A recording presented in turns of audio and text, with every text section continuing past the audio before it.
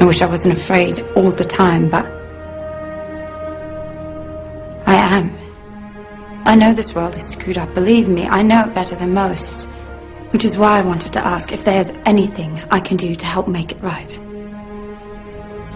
Please let me know. If you wish.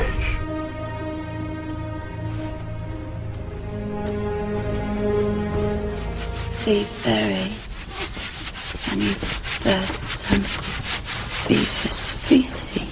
By the power of truth, I, while living, have conquered the universe. Personal motto? From Faust. That's about trying to cheat the devil, isn't it? It is.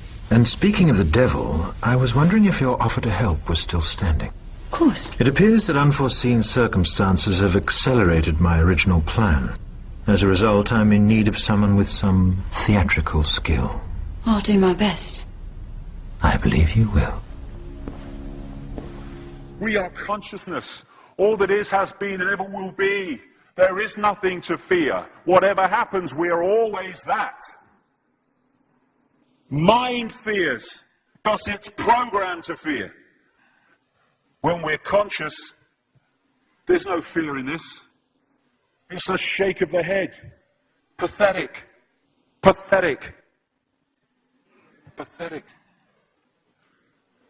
And we need to do this. Compliance. We need to challenge that.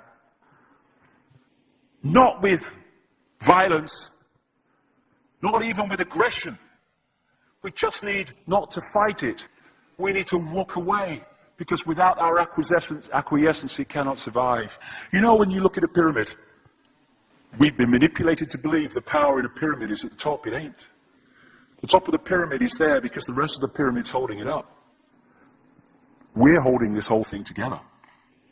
There's this story I told many years ago of a British comedian called Larry Grayson, who died. I kind of knew him vaguely, and not closely, but vaguely.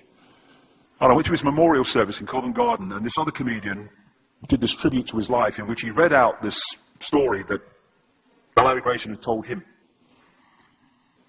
When they were going around the variety halls and the theatres in the 60s, they had this all-male show.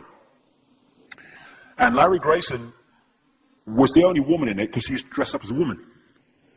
And he said that the end of the show, the last scene, all the sailors, all the men came on dressed as sailors, and they were singing Rule Britannia. You know, Rule Britannia, Britannia rules the waves. Oh, I'm very pleased for you.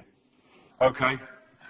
And as it built up, Larry Grayson would come on dressed as Britannia with the helmet and the shield, and he would be manhandled up the side of this pyramid to the top for the big finish. And he said one night, he said things seemed to be going rather well. He said, and then I noticed that a sailor in the bottom left-hand corner had got rather a cough. And this cough got worse and worse and worse to the point where the sailor couldn't stay in the pyramid anymore and stepped out of it. Larry Grayson, symbolic of this elite at the peak of the pyramid, ended up in the second row. And the elite, the power center, had done nothing to bring about this. One sailor, the bottom of the pyramid, had got a cough. And the whole thing collapsed. And I listened to that and I thought, my God, yes, that's it.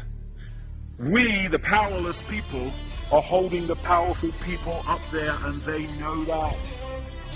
They're terrified of us realizing that. Do you remember that movie, animated movie, A Bug's Life? A Bug's Life with the grasshoppers? And what happened was, there was these ants, an ant island as they called it, and these grasshoppers used to come every year and take all the food, and the ants had to spend a whole year gathering the food together for the grasshoppers because they were terrified of the grasshoppers. There weren't many of these grasshoppers, and one day they're in their winter quarters in a tree, these grasshoppers, and they've got all the food they need, and someone suggested among the rank and file grasshoppers that they didn't need to go to Ant Island this year because they had all the food they needed. And then out came the leader of the grasshoppers to tell them the facts of life, and the few are going to control the many. It's a wonderful speech. If you ever can see that movie, A Bug's Life, I do recommend it. And he said, basically, They outnumber us 100 to 1. And if ever they figure that out, there goes our way of life. So we have to keep the pressure on, basically. We have to keep them working, so they don't figure out where the real power is. And that's why this network of manipulation works so hard to keep us in these states. Like I said earlier, what are people leaving foreclosed homes for? Foreclosed by banks that have caused the unemployment that lead to them having to leave their homes. Stay there, refuse to leave, make it difficult for them. Expose them for what they are. We make it so easy, the non-compliance.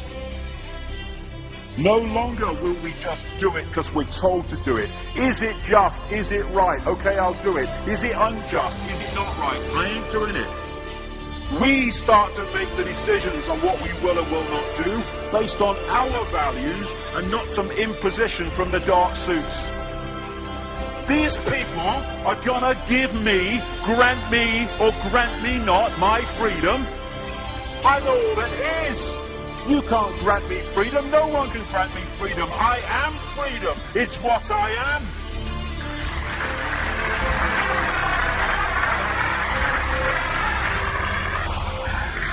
The big question, what would consciousness do?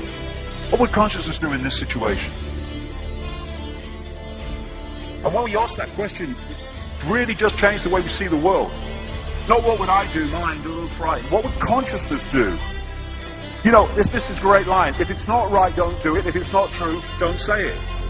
And what would transform this world overnight is if we started doing what we knew to be right in the situations we face, instead of what we think is right for us in the moment.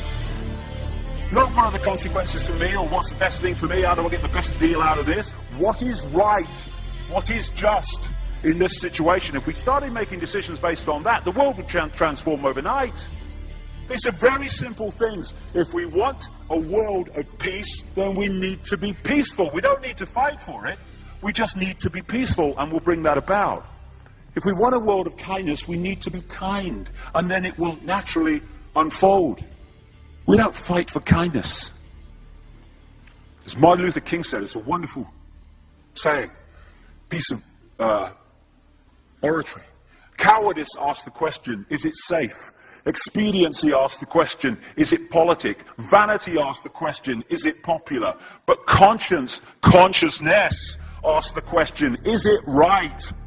And there comes a time when one must take a position that is neither safe, nor politic, nor popular, but one must take it because it is right. And when enough of us do that, what is right will manifest by definition.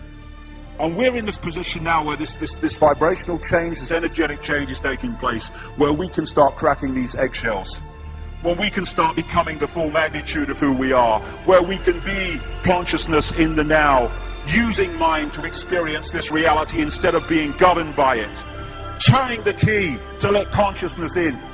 We're being offered this opportunity now. No longer can we say we didn't realize who we are, we didn't know we could do that. I was kind of waking up one day, and I saw this earth imprisoned, and I saw this big lock and a key going in and being turned. I went on the internet just very shortly afterwards. I was looking for a picture, not this one, and that's what I saw.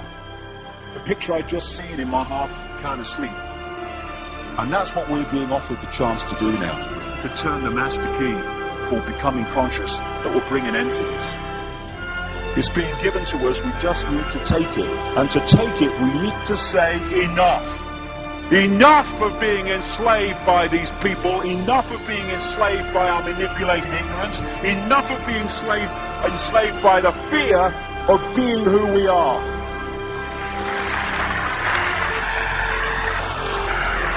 Enough! It is time to fly. It is time to fly. Thank you very much.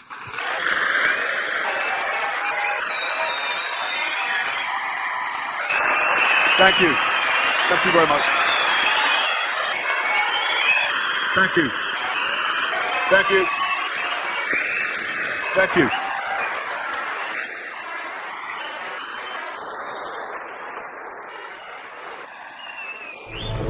Enemy is approaching fast. Requesting orders. General, what should we do? There's no response from command or from party leader Creedy.